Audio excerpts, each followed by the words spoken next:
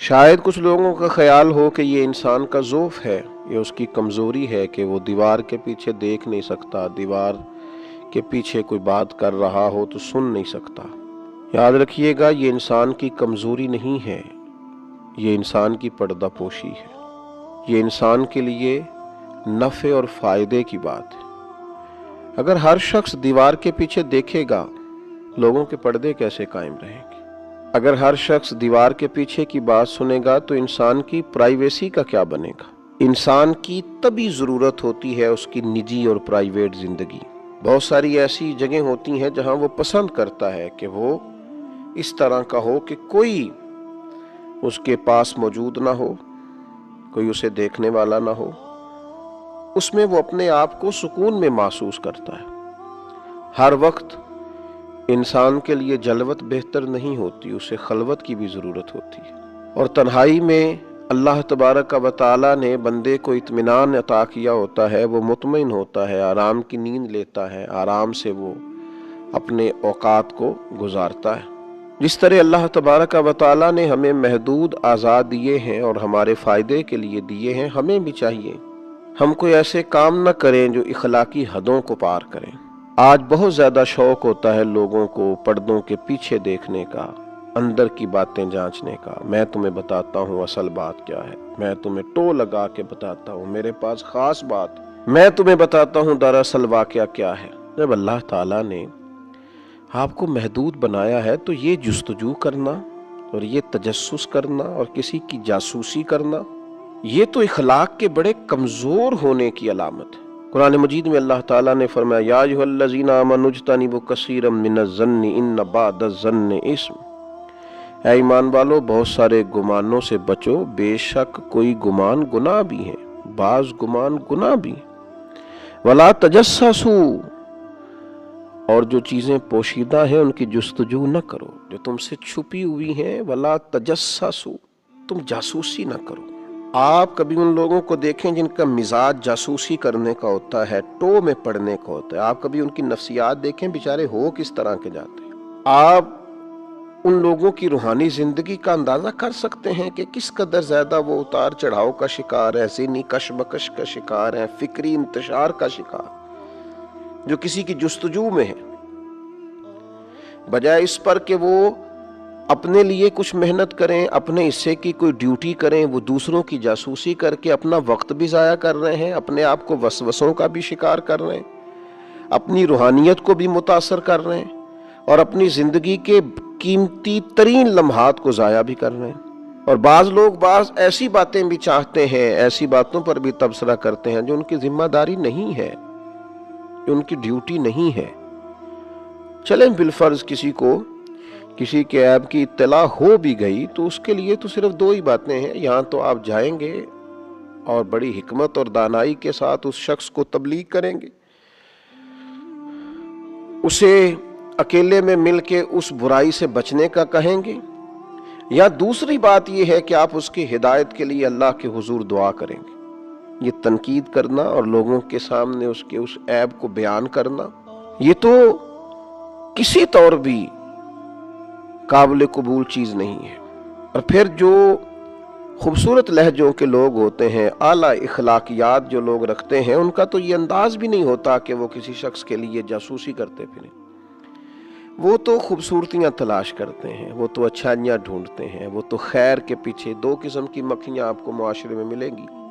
ایک شہد کی مکھی ہوتی ہے، ڈھونڈتی پھرتی ہے کوئی پھول کہیں مل جائے، اس پھول پر بیٹھتی ہے اور اس پھول سے فیض یاب ہوتی ہے، اور اس کے بعد جب وہ واپس لوٹتی ہے تو اپنے چھتے میں آ کے، اپنے گھر میں آ کے شہد بناتی ہے،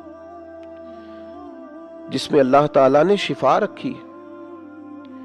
اور ایک مکھی آپ کو ایسی بھی ملتی ہے جو گندگی پہ بیٹھتی ہے، کسی زخم پر بیٹھتی ہے، وہ پھر کرتی کیا ہے؟ وہ جہاں بیٹھتی ہے بیماریاں پھیلاتی ہے۔ اس لیے کہ جب وہ نکلی تھی، جب اس نے ارادہ کیا تھا تو اس وقت ہی منزلیں ہی الگ الگ تھیں۔ وہ تو نکلی تھی زخم ٹٹولنے، گندگی کو معاذ اللہ دیکھنے، بری چیزوں کو۔ جب اس نے واپس آ کے چھوڑا ہے تو اس نے جراثیم چھوڑے ہیں، بیماری کو چھوڑا ہے، اور یہ نکلی تھی پھولوں کی تلاش میں۔ تو جو لوگ پھولوں کی تلاش میں نکلتے ہیں ان کو پھر شہد نصیب ہوتا ہے۔ لیکن اب کوئی شخص ساری زندگی اگاتا کانٹے رہے اور اسے نصیب پھول ہو جائے، تمام عمر کے کانٹوں کی آبیاری پر عجیب شخص ہے، اب گلشن کی بات کرتا ہے۔ تو میرے عزیز، جاسوسی نہیں، عیب جوئی نہیں، ہمیشہ اس کشمکش میں رہنا کہ مجھے کسی کی غلطی کا پتہ چلے۔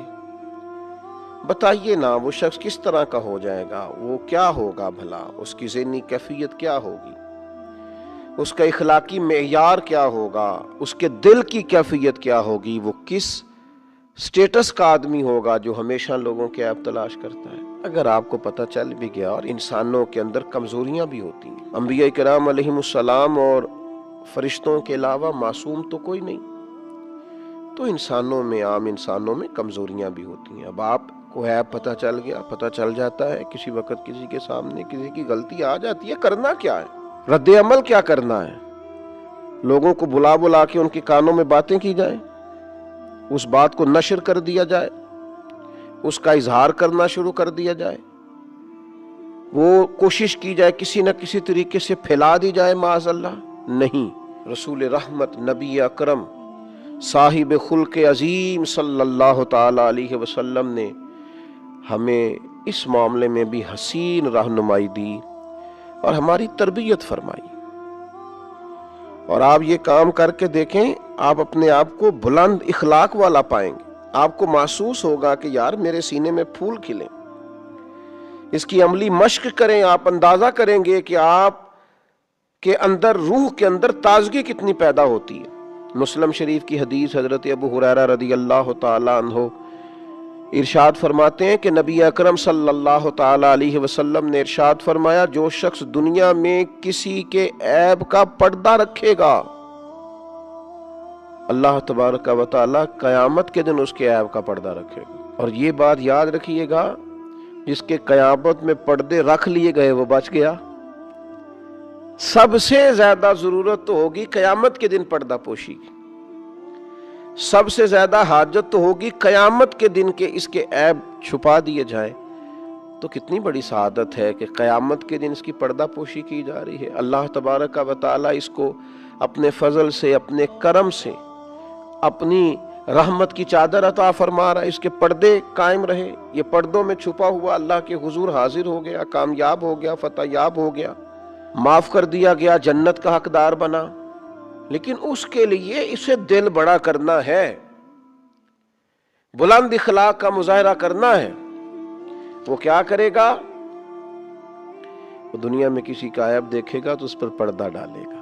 اگر یہ کام کرے گا تو نتیجے بڑے شاندار نکلیں گے۔ آج تو بڑا عجیب نظام ہے، کچھ لوگ جو جاسوسی کر کے دیتے ہیں ان کو بڑا نوازا جاتا ہے، وہ آنکھوں کے تارے ہوتے ہیں، یہ میری جاسوسی کرتا ہے، مجھے خبریں دیتا ہے، ان پر لوگ بڑی بڑی شفقتیں کرتے ہیں۔ تو یہ انداز ٹھیک نہیں ہے۔ ہاں، کسی وقت اگر کسی بات کا کسی جگہ بتانا اصلاح کے لیے ہو کہ یار بہتری ہو جائے گی میرے کہنے سے، اس بات کی اصلاح ہو جائے گی، تو اصلاح کی نیت سے مقدور بھر ضرورت کے مطابق کسی بات کا کرنا، اور ایسے شخص سے کرنا جو اس کی اصلاح کر دے گا، جو بہتری کر دے گا، اس کے لیے علماء نے گنجائش لکھی ہے۔ اور نبی پاک علیہ السلام نے یہ بھی تنبیہ فرمائی ہے، فرمایا اگر تم اپنے کسی بھائی کا پردہ فاش کرو گے نا تو اللہ تعالیٰ بھی تمہارا پردہ فاش کر دے گا، اگرچہ تم گھر کے اندر بھی بیٹھے ہوئے تو رسوا کر دیے جاؤ گے۔ لہٰذا یہ کام نہ کرے۔ اور پھر ایک اور بات جو بڑی سمجھنے والی ہے اور قابل غور ہے کہ جناب بہت سارے لوگ لوگوں کی عیب جوئی کرتے ہیں، تو پہلے وہ یہ تو بتائیں کہ ان کے اندر کوئی عیب خود سے موجود نہیں ہے، خود اپنے آپ کو پاک، صاف، مسجع، مکفہ، پاکیزہ سمجھتے ہیں، بڑے بھولے بھالے، بڑے اللہ والے، ریاض آپ کو بس ہم ہی جانتے ہیں، اپنے آپ کو بڑا صاف ستھرا جانتے ہیں۔ دیکھیے، ایک انسان کے اپنے اندر کمزوریاں موجود ہیں، غلطیاں موجود ہیں، باوجود اس کے وہ لوگوں کی عیب تلاش کر رہا ہے۔ وہ خود گھٹنوں تک دھسا ہوا ہے خطاؤں میں، اور پھر نیچے دھستا ہی چلا جا رہا ہے، نہ توبہ کر رہا ہے، نہ اصلاح کر رہا ہے، لیکن لوگوں کی غلطیاں بیان کرتا ہے تو بڑے دھڑلے سے بیان کرتا ہے۔ اور ڈھیر سارے سوسائٹی میں لوگ آپ کو ملیں گے جو باتیں کر رہے ہوتے ہیں لیکن از خود بھی ان کے اندر بڑی کمزوریاں پائی جاتی ہیں۔ نبی اکرم صلی اللہ تعالی علیہ وسلم نے ارشاد فرمایا، जब तुम अपने किसी साथी के ऐब जिक्र करने का इरादा करो ना, तो पहले अपने ऐबों को याद कर लिया करो, अपने ऊपर पहले गौर कर लो। बुरे बंदे नूं लभन टुरिया ते जग ते मिलिया ना कोई, अपने अंदर झाती पाई ते मैथों बुरा ना कोई।